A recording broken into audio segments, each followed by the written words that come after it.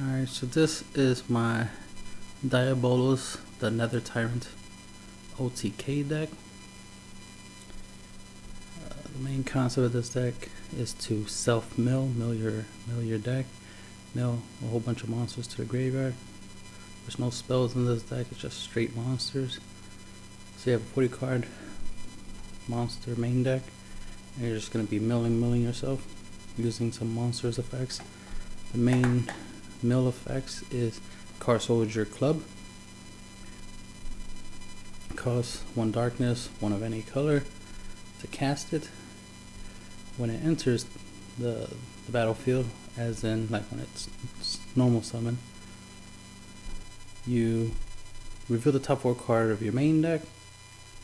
If there's any cards, soldier cards among them, add 1 to the hand, and then the rest into the graveyard. There's only 4 card soldiers in the whole entire deck, so typically just be milling those 4 cards. But there could be the rare occasion where you will get another card soldier club, and then you could just add that one to the hand. But typically you'll just essentially be milling 4 every time you summon a card soldier. The other monster in this deck to help you, the other resonator in this deck to help you mill a card from top of your deck to your graveyard is Skeleton Horseman. 1 darkness, 1 of any color to summon. During the continuous effect that during your end phase, you can send the top card of your deck to the graveyard. And of course, if you have multiples of him on the field, that effect stacks.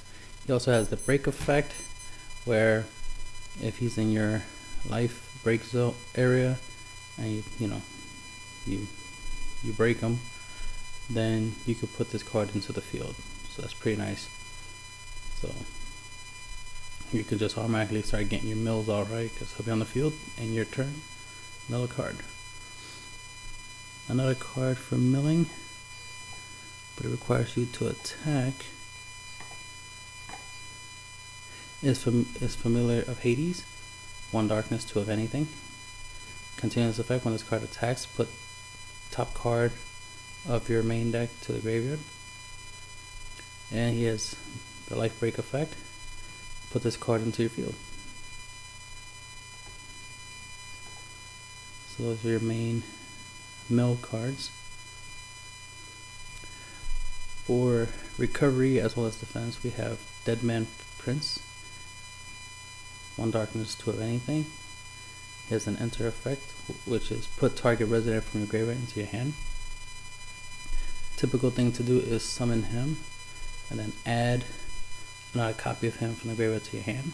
So that way when you use Deadman Prince to block, you already have another one in your hand. So then the following turn you draw, you know what I mean? You play your magic stone, pay 3, cast your second copy of Deadman Prince, and add the other one that just went to the graveyard the previous turn, add it to your hand, and then you can just have a nice little defensive loop right there. Another thing you can do, of course, is that you can summon a Deadman Prince while you have a couple of them in the graveyard. Add 1 to your hand. If you have enough mana to summon another one, you summon that one. Add another one from the graveyard to your hand. You know what I mean? So you can fill up your field full of Deadman Prince, and then you can summon,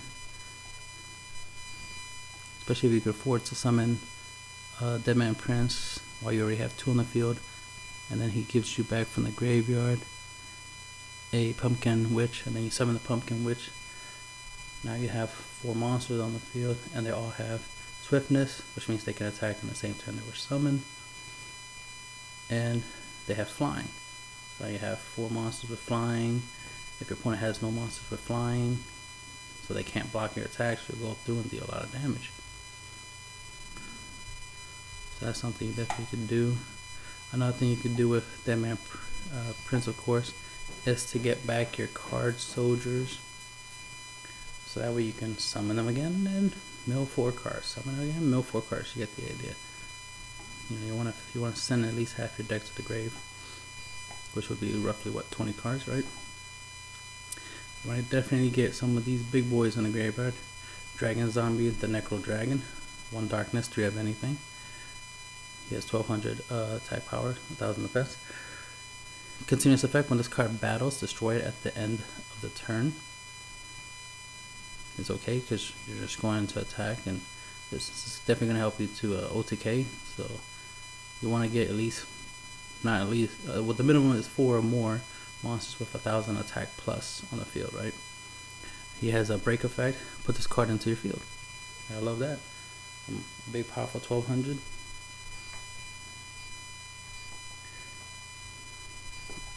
Another big beater we have here is Grendel, 1 darkness, 4 of anything. His enter effect is banish a card in your life break area. If you don't destroy this card, you must trigger this ability when this enters into your field. And it's worth, obviously banishing a life break area card when you're going to get a nice low 1200 on the field, right? He has the ability that you could pay 3 darknesses while he's in your graveyard. Put this card from your graveyard into your field. So that's awesome. And obviously this deck mills, so it's not going to be hard to get from the graveyard.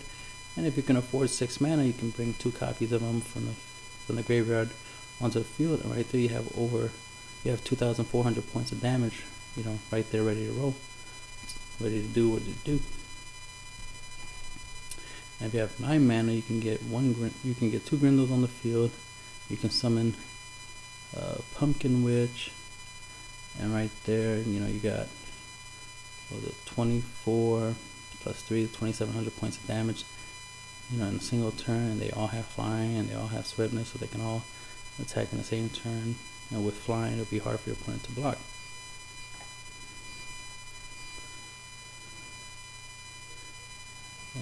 So I already showed you 2 of the big powerhouses. Here's the 3rd powerhouse. He has 1500 attack, 1500 defense. He has some effects that it's hard. I can't read here because this is in a different language, but it really doesn't matter too much. He has piercing, which means even if your opponent manages to block this creature, he'll take the leftover damage. And it also has the effect that when it comes into play, when it enters, it destroys all resonators on the field with a cost of 2 or less. And a lot of the creatures here in this deck is 3 or more, but you get the idea. This, just by summoning him, by paying 8, 3 darknesses, if I have anything, summon it, you can destroy a lot of monsters on the field in one shot, which is great power. But typically you're just going to get them from the graveyard onto the field with your J rulers, J activated ability, and go crazy with that. For defensive purposes, to help you stall long enough to get enough mana on the field to do your OTK, to go ultimate, as it were. Go Swordsman, 1 darkness, 1 of anything. He has 200 attack, 200 defense. He has an active effect, which is you pay 1 darkness, 1 of anything. When this card is destroyed by battle damage, put it into the field rested. So basically he can block and stay on the field by just paying 1 darkness, 1 of anything. So gotta love that. He has the break effect: put this card into your field if it's broken in your life break zone. Another defensive card, which can also help weaken your opponent, is Phantom Wall. 1 darkness, 1 of anything, continuous effect. Whenever this card is dealt battle damage, this card deals damage to your opponent equal to that damage. So pretty much your opponent will hurt himself, because if he attacks with something really strong, I'll block it with this little thing and he'll take the damage, and he's weak enough that I'll be able to OTK him a whole lot faster.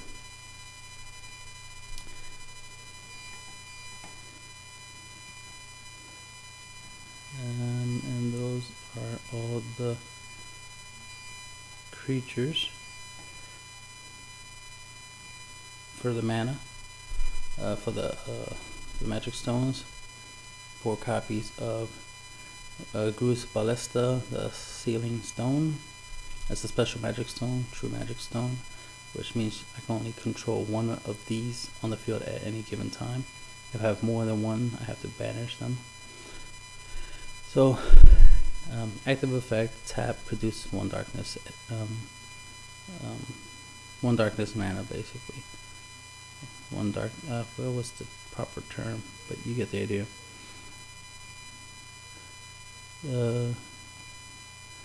Secondary effect is I can pay one darkness to tap this card.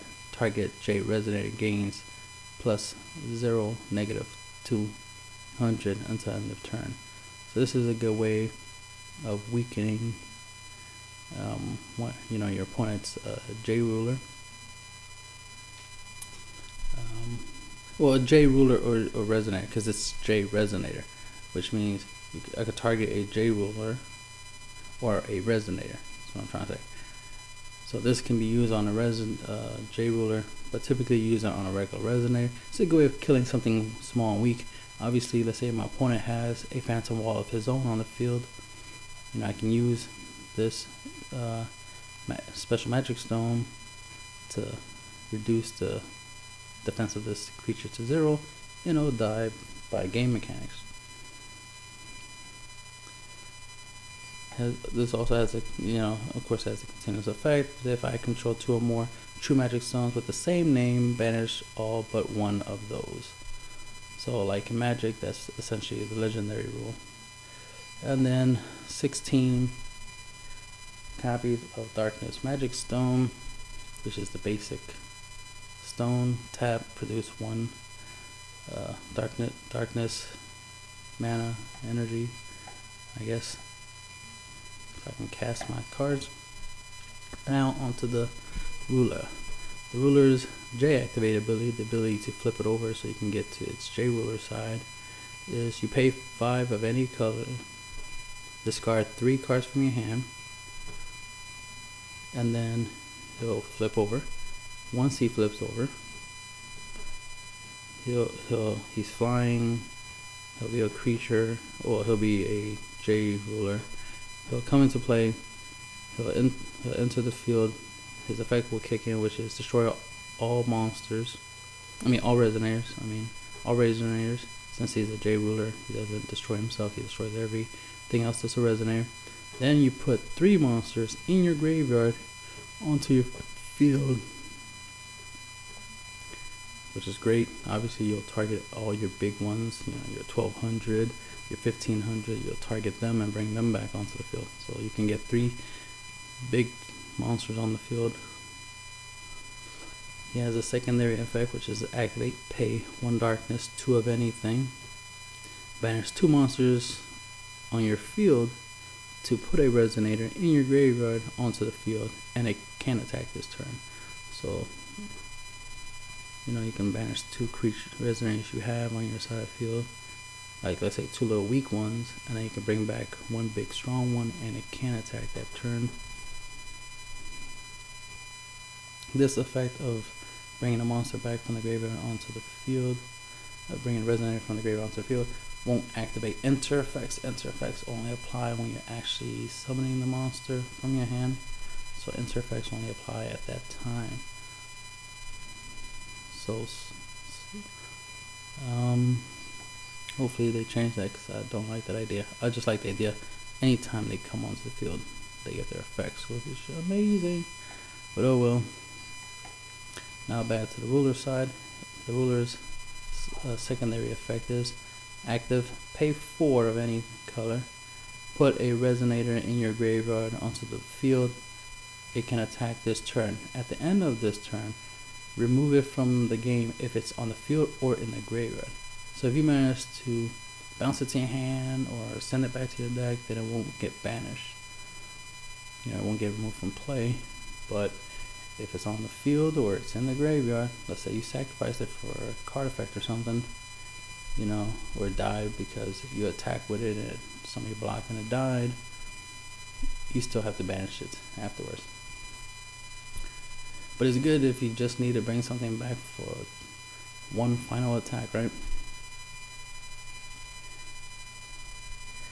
And the main thing of this deck is that your OTK mainly on you'll start off the OTK in your 6th turn.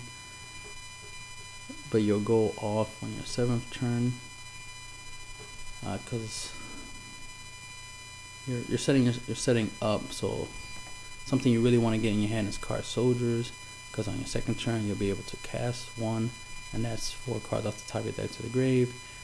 Next turn, if you just happen to have another one in your hand, summon it, 4 more cards, that's 8 cards now in your graveyard. So you know what I mean, you're running through your deck pretty fast, and hopefully you're getting a lot of good big monsters to the graveyard by this effect. Then by the time you have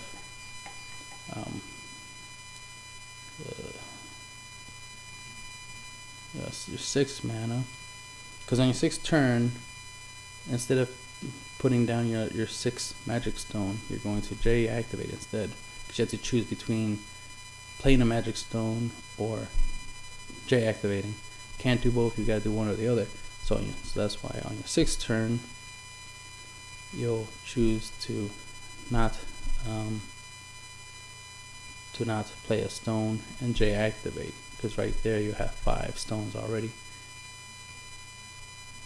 because you ended up with 5 stones the turn prior. So now you're on your 6th turn, instead of having 6 stones you're gonna have 5, because you're gonna J activate by paying 5, right? And by paying 5, and then you're gonna discard 3 cards from your hand. Typically they'll be monsters, because obviously the whole deck is just monsters. So you'll discard 3 monsters, hopefully big ones. If you don't already have big monsters in grave, you just discard 3 big monsters, and then summon them. Once you summon your Diabolos onto the field, bring all 3 of them back onto the field, and this will be on your 6th turn, all of them onto the field. Because of summoning sickness, your J ruler can't attack, and neither can those monsters, and you're all tapped out of mana, right?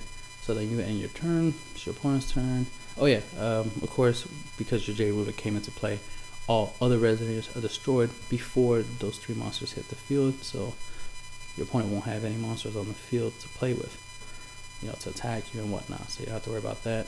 The field you'll be at an advantage at that point. Then it'll be your opponent's turn. If he could do something, great for him. If he can't do nothing, then even better for you. But let's say he summons a monster, not too big of a deal, right?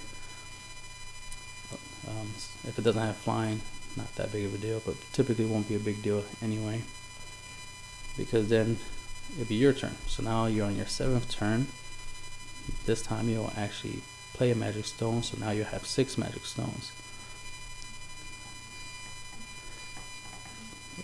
Something you want to do is you'll want to, because more likely you'll have a Grendel in the graveyard, at least one. You'll pay 3 to cast the Grendel from the graveyard onto the field, so now you bring them back. You have 3 stones left. You'll use those 3 stones. Hopefully you have a Pumpkin Witch in your hand. Of course, if you don't, and let's say the card soldiers send them to the graveyard, and you have a Dead Man Prince, of course you'll summon it, get back the Pumpkin Witch. You want to make sure you have her in your hand, because she's very useful, obviously, because she has 2 effects that would be very, very useful for OTKing your opponent, for winning the duel. You'll pay 3, cast her. When she enters, of course, each resident you control gains flying and swiftness. So all the other monsters you already had, all the other residents you had in the field, they already were going to attack, but now they have flying. So it'd be hard for your opponent to block, unless he has a whole bunch of flyers, right, to block. Then Grendel, of course, you summon them that turn, so he has summoning seconds, but now, because of the Pumpkin Witch, he has swiftness, now he can attack, and he's flying. So, and Pumpkin Witch also gives the effect to herself, so she has swiftness and she's flying, and she can deal 3 damage on top of the 1200 from Grendel. And then you probably have